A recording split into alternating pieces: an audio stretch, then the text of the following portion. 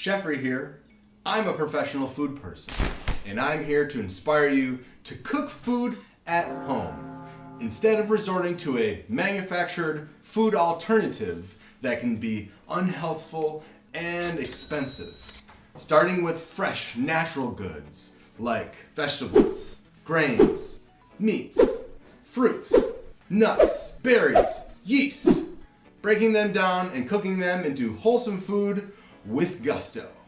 I think I'm especially equipped to do this because I have worked hard in restaurants for years and survived life with little time and sometimes little pay, and I've made some friends along the way. Love you, Jeffrey. Love you. Honk the like button. And subscribe too.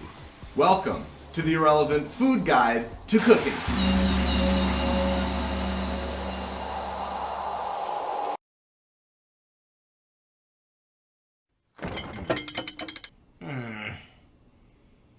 Jeff, there's nothing to eat in this refrigerator. I need cheese. I need sausages. I need starchy crisp bits. Bustard, I keep telling you, charcuterie boards are only in every so often food. Try looking for those crunchy, colorful things in the bottom drawer.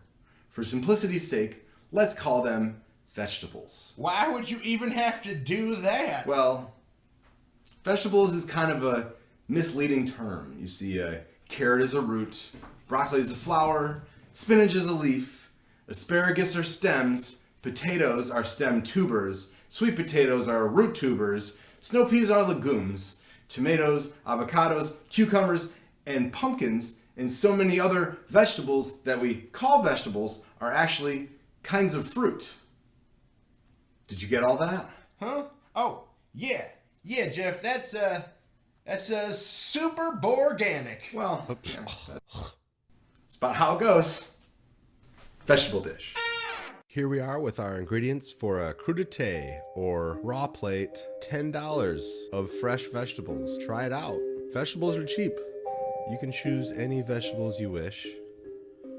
I could go vegetable by vegetable here and describe how to cut each of them, but really you just have to express yourself with your vegetables and cut things into bite-sized pieces. Something that isn't a pain to eat, but also not so small that you can't fit it in your hand. Radishes, some people like taking all of the stem off. I like leaving a little bit. Tomatoes are done. And then here's the secret. Line all the green beans up for the part you're gonna cut, boom. Then carrot, cut the dirt part off. These are fresh carrots, so I decided not to peel them, just scrub them a lot. And then carrot sticks, or just snap it like that. Then these are all edible, every last part of it.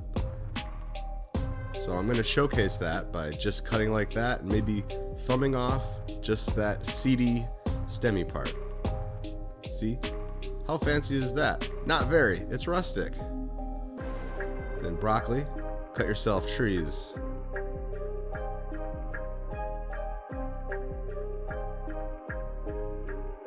Then once you have a base, you cut the fibrous exterior off in planks. Get yourself one massive piece and then start slicing it into some nice little hand pieces. Something that you could dip and eat in 1 or 2 bites. Arrangement.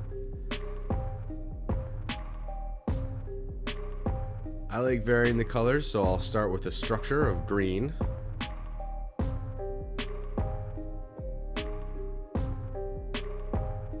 I just luckily came up with 8 different vegetables today, but you can of course do this with 3 of your faves, especially if radish isn't your thing, which I know you people exist. Then your sauce. Lime, garlic, parsley, peppercorns, mayonnaise, Greek yogurt, and anchovies if you want. But I highly recommend anchovies, just 1 or 2 pieces. Freshly grind your pepper. A little muscle workout there. Then pick your parsley off of the stem. I also recommend mixing up your parsley with some basil, even some tarragon, or even cilantro. Having it all parsley might be a little bit too chlorophyll for you. So use any kind of herbs that you have. I usually have parsley around just for color, or chimichurri sauce.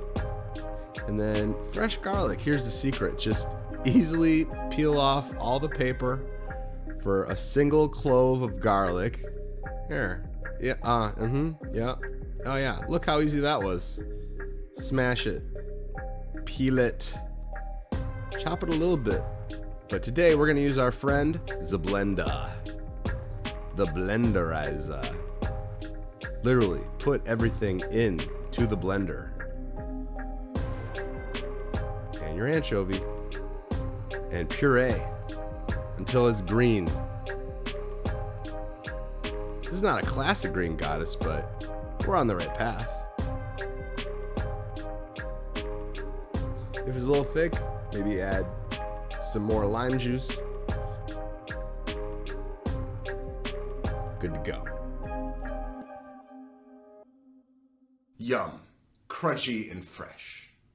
The next recipe is similar to a very famous dish, ratatouille. It's called vegetable Tian. It is sliced vegetables with one incantation. We're going to add salt to dispel the extra water. Today, because it's late summer, we're going to use some of the watery but vegetal superstars of summer. Tomato, the world's most popular fruit. Zucchini, summer squash, and everyone's not favorite, eggplant. I like you, eggplant, but then again, I know your secret. What's your secret? What's your secret? What's your secret? You tell me. Tell me the secret. To dispel the extra water.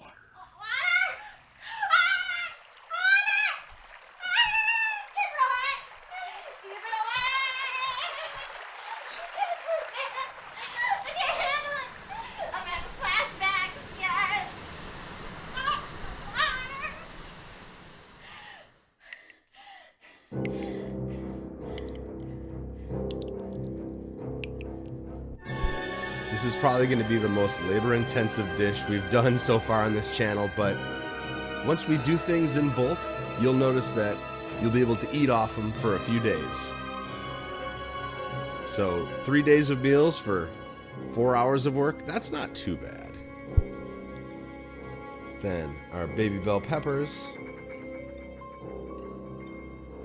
Just cut them in half and pick the stems off. I am not against having a little seeds here and there. Don't feel like you have to lose every seed. I feel like that's a bit tedious. We're gonna chop these up small because we're gonna melt them. Then tomatoes, I'm slicing them.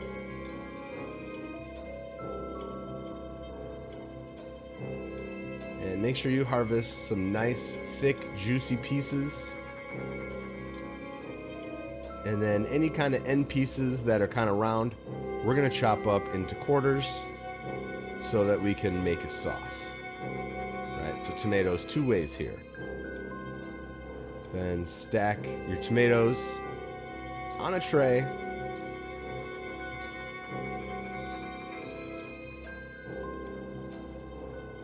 Give them a little sprinkle of salt.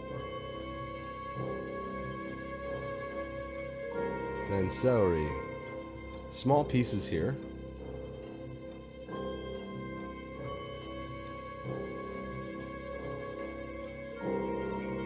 Carrot, I'm going to peel these big ones.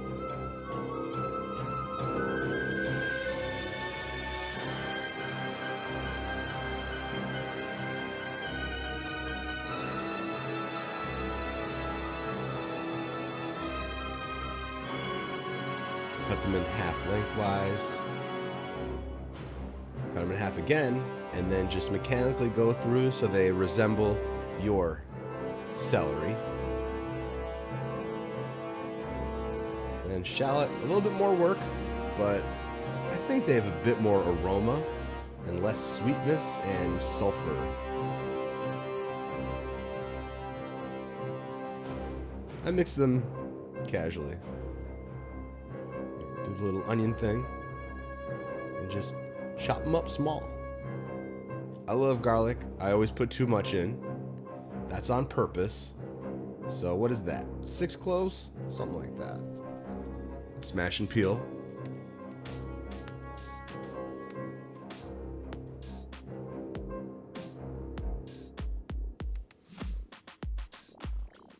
Why don't I use garlic from a can?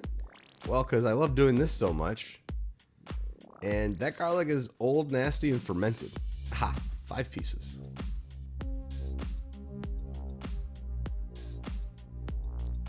Then in a pot, we're adding some olive oil. Get it nice and hot.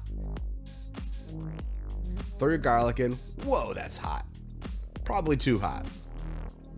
So keep that moving around. Don't let the garlic burn. As soon as you see any light browning, then we're going to start adding in other things.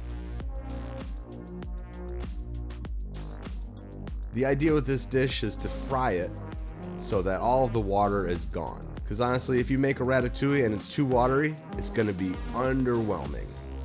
Once your aromatics have crisped up a little bit, then we're going to add the tomato, kind of stew this, have it reduce after 5 minutes.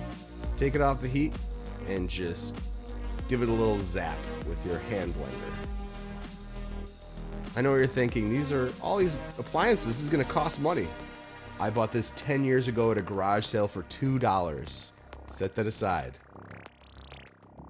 Then eggplant. Mechanically cut this into rounds. Try to keep them all the same. Though this one, we're not going hyper thin on it just because I think it's a little more rustic. Something bigger to take a chew off of. I think it kind of comes more fun to eat. And then with this one, make sure it's not too thick. If you can't find Japanese eggplant, that's fine. Use this Italian eggplant. They work great too. Then cut these into coins. These into coins, all the same size. Kind of noticing a trend here, little rounds. And the goal is to have somewhat even amount of each of them, but you know, I wouldn't lose any sleep over it. Because then you'll be able to artfully arrange them as you wish. So here we go. We got some oregano there, some basil there, olive oil, and then a good pinch of salt. I would say, for the amount that I have right here, like a teaspoon of salt. And I'm just going to do one side, but then repeat the process with our zucchini, with our summer squash, yellow, and zucchini. And again, we're salting so that we pull out moisture. Once these have sat for 1 hour, we're going to squeeze them. See all that juice coming out? Get a few in your hand. Power squeeze. The more juice that comes out, the better it's gonna be. See that? Okay, once cool, put all of your saucy aromatic vegetables in the base of the pan. Look at all that juice. Okay, power squeeze. And then start laying these out as a little assemblage. And this is when you can just tumble it all in a pan and cook it. But for extra points, here we have some varied construction work here. I usually don't like cooking like this. I think it's a little too fussy for home cooking. But we're having fun today. Since I have low tomatoes, I'm going for eggplant, 2 zucchinis, and then an eggplant and a tomato. See, I'm not meticulously counting them, but kind of spacing them out in the pan.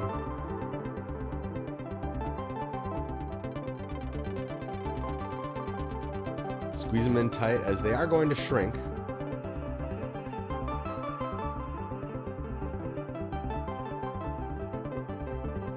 And nice and tight there. And any extra, you can just flop them in a pan.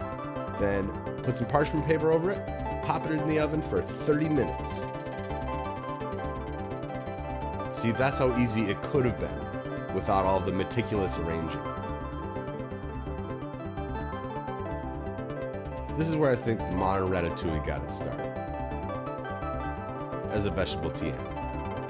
See, because ratatouille is just a stew. And I could have easily just done that one, but we're going for a little pizzazz today. Scoop, get some sauce on there too. Oh, that's hot. See, it's still a little juicy, but I can live with that. And if you keep this in your fridge overnight, once it's cooled, it's gonna soak up a little bit more of that extra sauciness. This is definitely a dish that's better the second day. If it's good enough for a rat, it's good enough for me. There you have it.